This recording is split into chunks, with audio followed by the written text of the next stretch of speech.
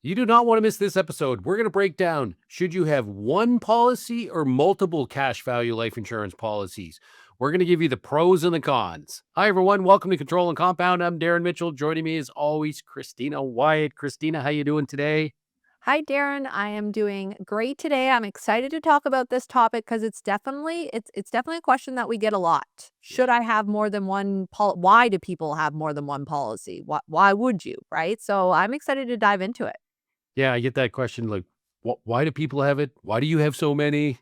What's going on? What did I miss? Hey, can I buy 10? And it's like, no, let's slow down. Let's go through and we'll try to explain everything on the rationale for and against today. So I think it's going to be a great episode. Yes. Before we dive in, though, I want to remind everybody if you're listening on your favorite podcast platform, please make sure you subscribe and leave that 5-star review for us. And if you're listening or watching on YouTube, please make sure you like, subscribe, and hit the bell button so you always know when new content is coming out. And don't forget to follow us on social media at Control and Compound Financial. We always have lots of tips and tricks coming out, so you don't want to miss it. All right. So I thought we covered the book Atomic Habits a bunch of podcasts ago, but I thought a perfect quote to start us off here is from James Clear, the author of Atomic Habits, and he says, "Two is twice as good as one, but one is definitely better than zero." So maybe maybe this is just my wife, but so sometimes, I tend to go overboard on stuff. If it says one spray, I might put on 10 sprays just to make sure, it works faster or better. And, but that's not always the best scenario, or best case. So we're going to break down today why it makes sense when you should and when you shouldn't have multiple policies, because we get Ooh. that question a lot. So the $1 million question is, one policy enough? Or does building wealth require more, Christina?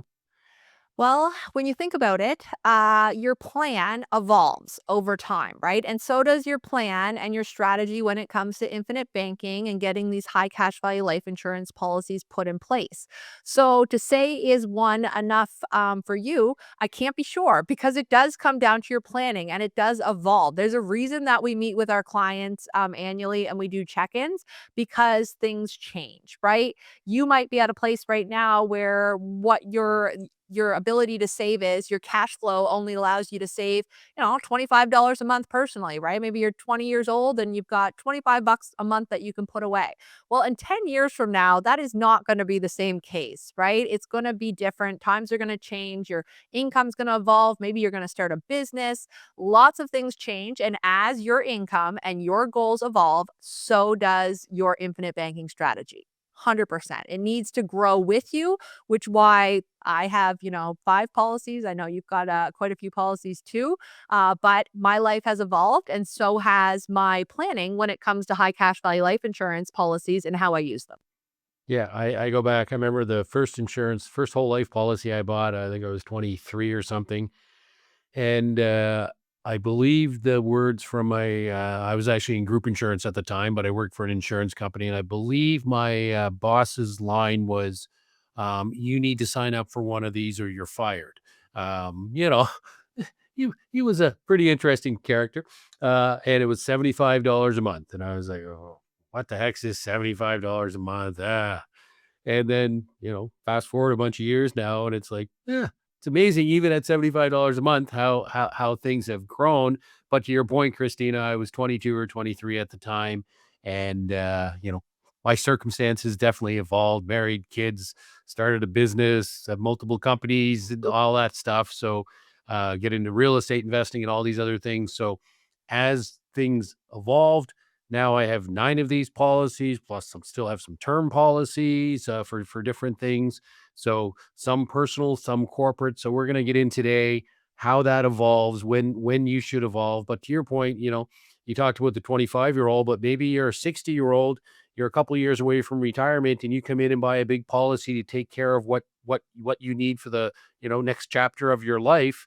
Well, that one may never evolve into additional policies, and it may just be one policy, and that may be perfect for that person. So I think that's really the breakdown we got to get into today. Yeah, exactly. And we'll kind of go through because I know when you say you've got 9 policies, I say I have 5, and they're like, why? And we're going to dig into it. But let's start with the case against multiple policies. So why would people not want to have more than one policy? Well, you just made a perfect example. If your plan only needs one policy, then you're just going to have that one policy, right? You're going to build it for you. But some people might think that, more policies become more complicated. So you've got administration, you've got loans, logins, paperwork, setting these things up. And you're not wrong, right? As you get more policies, it can be a little bit more complex, especially if you're handling a lot of this stuff on your own. Now we have a full team that supports our clients with it, so it doesn't it's not as stressful on that side of things when you have someone that's helping you with it. But yes, it can, as you evolve and you get more policies, you might have them set up with different insurance companies for various reasons. Maybe there's flexibility, things like that. You might have two separate logins for that. But it's no different than any other, like any other kind of savings account or whatnot that you're creating. You have to be able to manage it as your portfolio grows, which this is part of your overall portfolio. You have to be able to manage it. So there is that complexity. Now, we've got cool things like using lines of credit where you can actually streamline and have all of your loans kind of under one line of credit umbrella. So if you've got multiple policies, you can add those cash values together and take out one line of credit, which can really streamline it for you. So there's definitely ways around it. The upsides of having the multiple policies, if needed, far outweigh the a little bit of administration that you need to do. And like I said, if you're working with the right team, it's not going to be a burden for you anyways. They're going to make sure that it is handled correctly and efficiently for you. Yeah, and I'll tell you the last, I remember last year I did a policy loan for a business deal, and, it was 2 separate policies, and the extra work was, well, again, our office did everything, sent it to me, and I had to click 2 documents and click sign, a DocuSign instead of 1.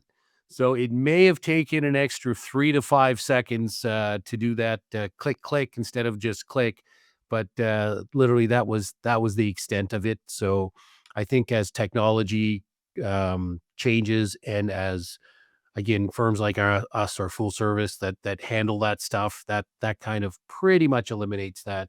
Now, how about the case for multiple policies? When I think of for multiple policies, where I want to start is, what about the first policy? And we always say the first policy ideally should be on the breadwinner. Now, maybe the couple, they both make the same amount of money and in the same situation, and they're both self-employed, or they both work in T4 jobs. Well, great. Then we can get into, should we have multiple policies there?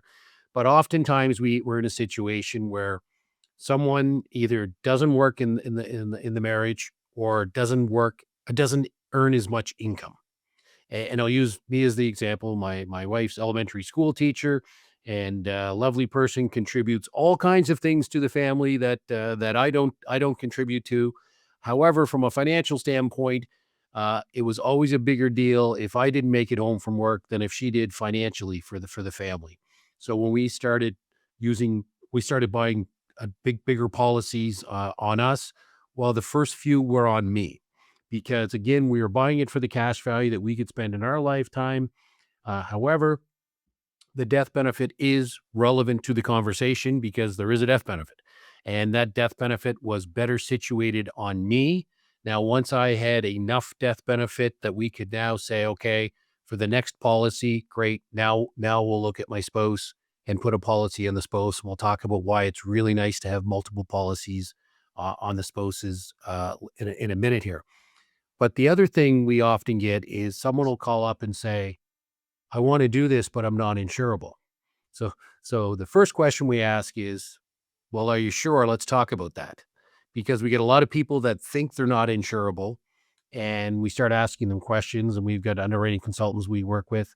And we say, well, let's have a conversation, and we can have a conversation before we ever submit an application, and just see if our consultant thinks it makes sense to proceed with an application. Because if you're kind of iffy if you can get insured, and we can get you insured, well, now is the perfect time to insure you. So, because again, if you've got something that's borderline, you're going to get covered. Well, you want to make sure you look at that now, because chances are you'll be in a worse situation 5 and 10 years down the road. So That would be the first thing we'd say is, okay, if you're worried about your insurability, let's see if we can get you insured. And if not, do you have a healthy spouse or family member? Because if one spouse isn't insured, again, I own policies on my wife where I'm the owner, payer, beneficiary. I can borrow from that and use it. Technically, it's on her life. I own policies on my children that I'm the owner. I can use it.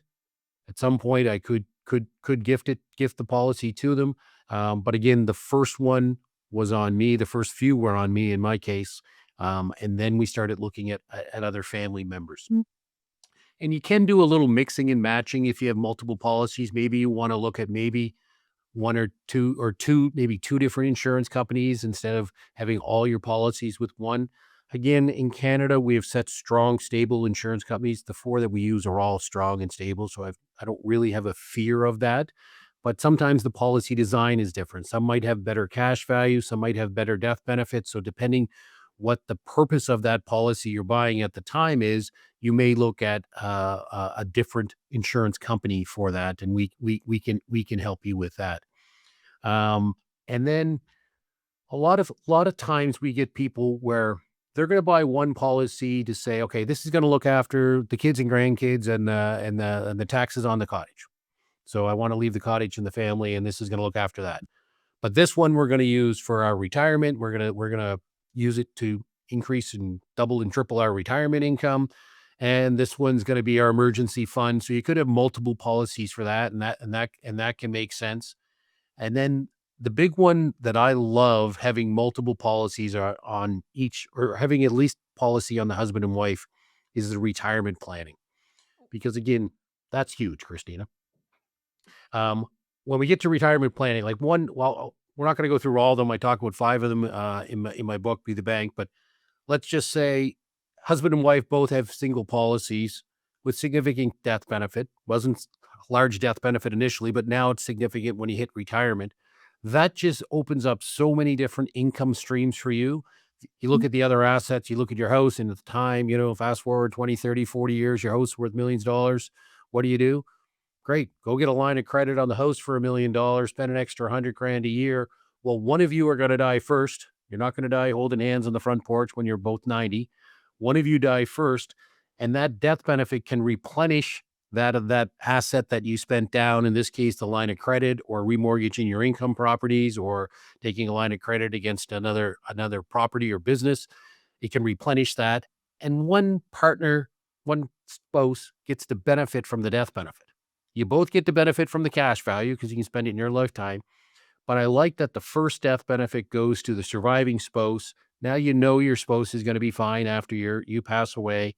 And the second death benefit can be used for either the kids, the grandkids, the taxes, the business, whatever, charitable giving, whatever it is. So that multiple use in retirement, when we run the math, and I think we did a couple podcasts on this, it really significantly increases the income that you can take in retirement if you both have policies.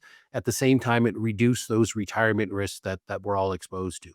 So that's huge retirement planning. Now, I didn't touch into corporate, Christina, because I know you want to talk about corporate. You love corporate policies like we all do.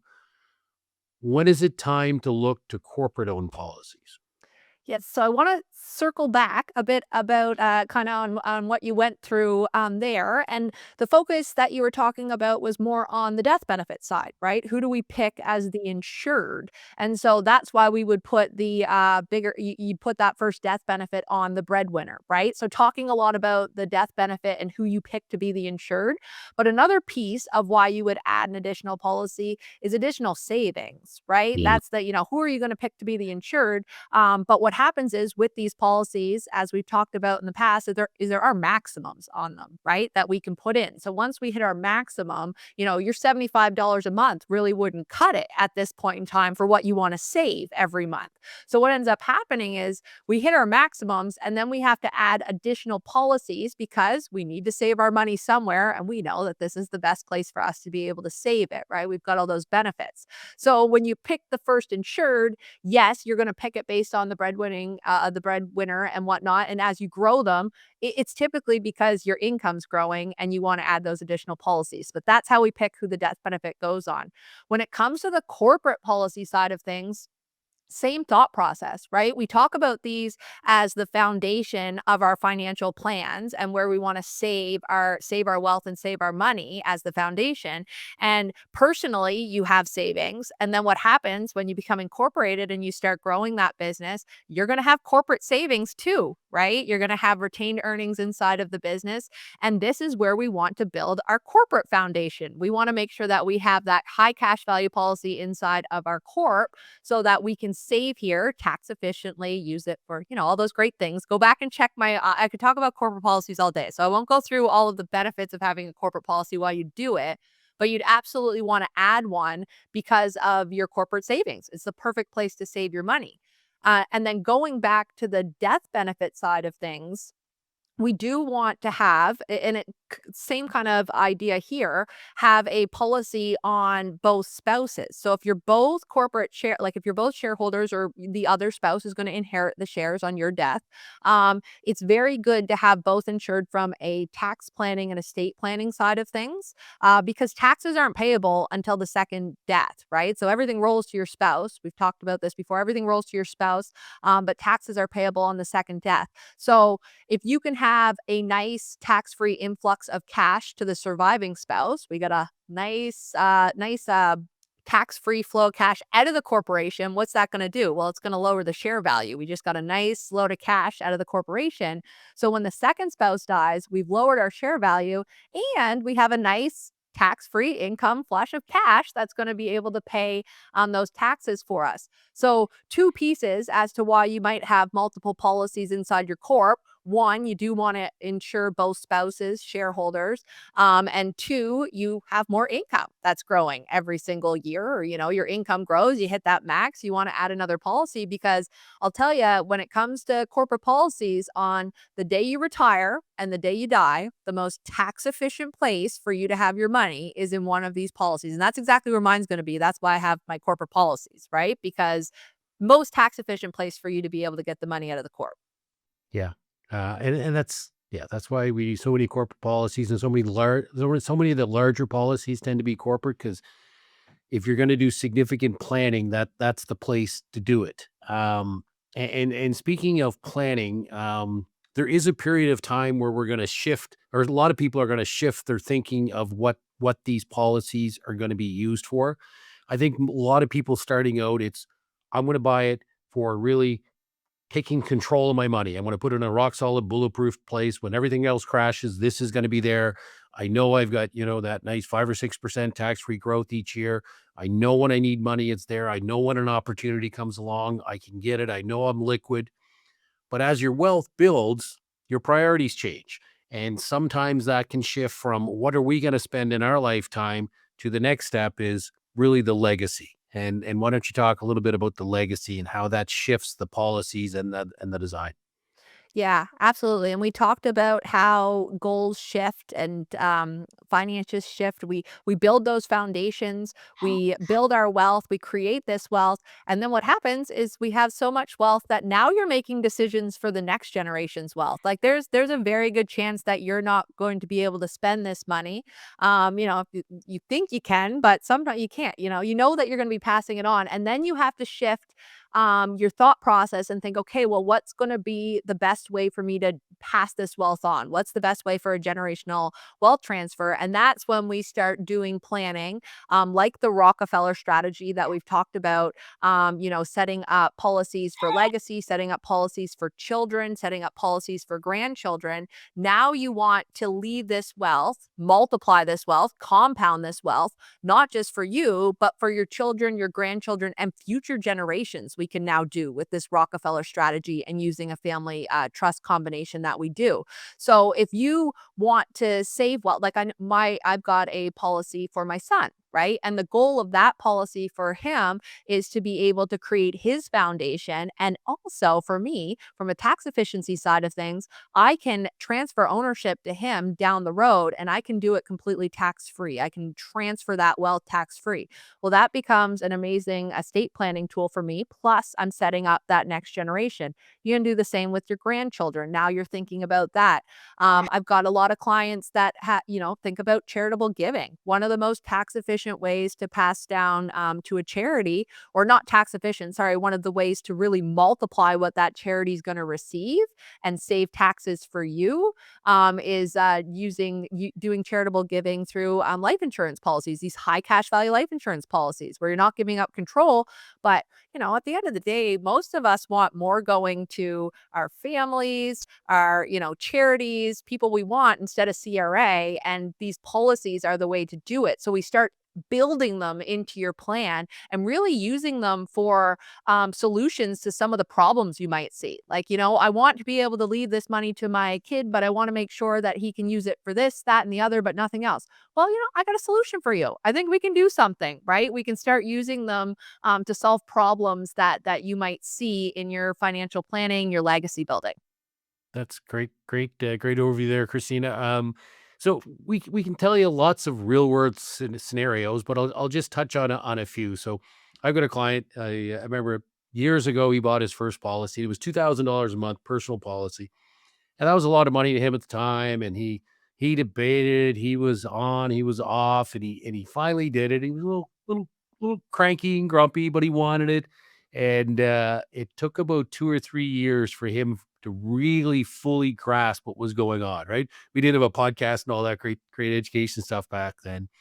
And then finally, all of a sudden, he started really liking the policy more and more. And he's okay. I want to put $5,000 a month in instead of 2 grand a month. And it's like, well, that can't fit in that policy. So we started a new policy. And said, great, let's start a new policy. And then he started doing well, and he started his own business. And then he was gung ho when he found out that I can use cheap corporate dollars and buy these policies. Like, why did I know about that? I'm like, well, you weren't a business owner before. So corporate policies, and now he's getting a little older, and now he's literally at the legacy planning part of his life, where he's done extremely well financially in the last number of years, and he's at the point now, I don't want to give all my money to CRA.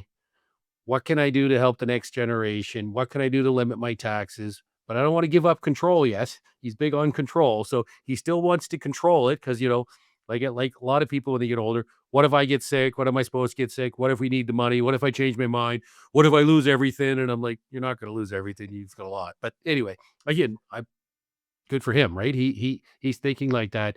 So, now he's one of our best clients. He's evolved through the years, and he started out with a single personal policy. And he at the time, that was the only one he was ever going to buy. And if I had said to him then, well, in 20 years, do you know how many of these you'll have and how much you'll have put in? I think he would have ran away out of my office. He would have been so scared. So there's lots of stories like that, lots of stories of spouses that were uninsurable, and then we get the other spouse insured, and then unfortunately sometimes something happens. We've had a couple cases where we put it on the second spouse as was almost a default, and that spouse ended up dying, and that death benefit was massive, and so all kinds of stories about that. Any points you want to mention there, Christina?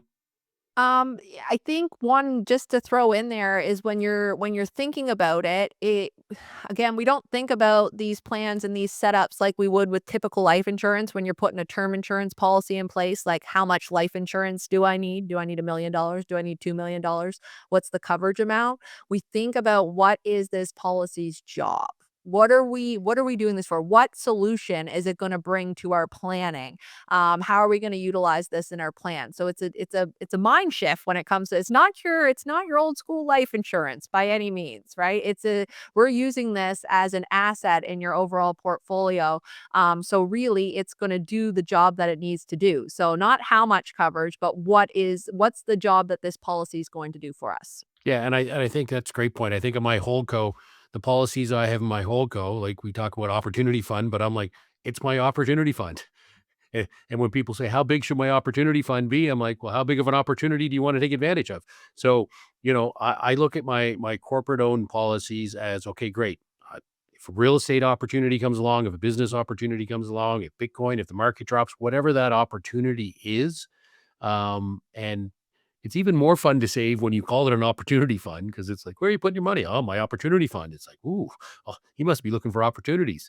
And once you accumulate some money, trust me, the opportunities will find you. So, big fan of the corporate policies. Any final thoughts, Christina? So just going back to the fact that this isn't a one size fits all. It's extremely important to work with someone that understands this strategy, understands these policies, how they can be used for different reasons, whether it's infinite banking, it's Rockefeller strategy, it's legacy, charitable planning. There's so many things that these high cash value life insurance policies can do and bring to your wealth. So it's important to work with someone that truly understands them, can implement them into your plan properly, and will give you the right advice, right? Because like you mentioned at the very beginning, maybe that one is perfect for you, right? One is perfect for you. You don't need a second. And I've definitely sat down with individuals that wanted to work with us, and they might have a policy already set up. And I'll say, hey, it's probably not the right time. This is not the right time for you to add a second policy. Once these things shift, your planning shifts. Yes, we'll come back and we'll have another discussion about it. But you want someone that wants to do what's best for you and your planning. So working with someone that specializes is really important when you're building out this overall strategy, when you're building out your infinite banking system, as some people would call it. Yeah, I love it. I love that we tell people no all the time. It's like, no, we don't think this strategy is either right for you or not the right time for you. And then like, but are you sure? And it's like, because the last thing we want to is someone to buy a policy that's not right for them. Because what's going to happen in a year or two? Well, great. That's going to create problems for everybody. So if it's not right for you, we'll tell you. But if you enjoyed this podcast, I encourage those listeners out there today, reach out to us if you're looking for an appointment with one of our wealth coaches. We're happy to set up a meeting to go through this, how it makes sense for you to review your current policies, talk about new policies, corporate policies, whatever makes sense. We mentioned a couple times in the Rockefeller method. We do have a Rockefeller series of podcasts out that you can look up, as well as a Rockefeller webinar. So we encourage you to check that out. We get some great strategies there as well. And thanks for watching. Thanks for listening. Have a great day. Thanks for watching this episode of Control and Compound. Don't forget to subscribe and hit that bell button so you never miss a new episode. And if you're ready to learn more, head to our website, controlandcompound.com. The link's below.